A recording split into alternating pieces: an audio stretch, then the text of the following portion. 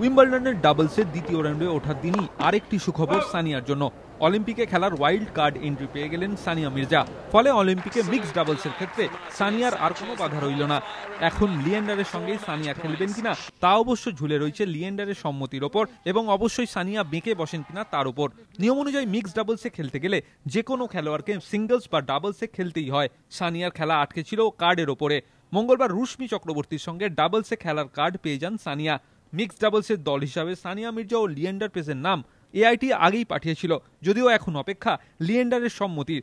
দিন তিনেক আগে সানিয়া ও লিয়েন্ডারের সঙ্গে খেলবেন না বলে বেঁকে বসেছিলেন। সেই দাবিতে তিনি অনড়। এরকম খবর অবশ্য না থাকায় শেষ পর্যন্ত লিয়েন্ডার সানিয়াই অলিম্পিকের কোর্টে নামবেন এমন সম্ভাবনাই জোরালো। এআইটির সভাপতি অনিল খান্নাও বলে দিয়েছেন মিক্সড ডাবলসে খেলবেন সানিয়া লিয়েন্ডারি। এই মুহূর্তে লিয়েন্ডার সানিয়া দুজনেই লন্ডনে উইম্বলডন খেলতে ব্যস্ত। সানিয়ার সঙ্গে কথা বলতে লন্ডন উড়ে গিয়েছেন সুব্রত রায়ের সাহারা। মনে করা হচ্ছে তার সঙ্গে কথা বলার পর সানিয়া রাজি হবেন লিয়েন্ডারের সঙ্গে খেলতে। এরপর লি সানিয়া একসঙ্গে খেলতে কোনো বাধা থাকবে না। শেষ পর্যন্ত লিয়েন্ডার সানিয়াকে অলিম্পিকের কোর্টে একসঙ্গে দেখা যায় কিনা এখন অপেক্ষা তারই।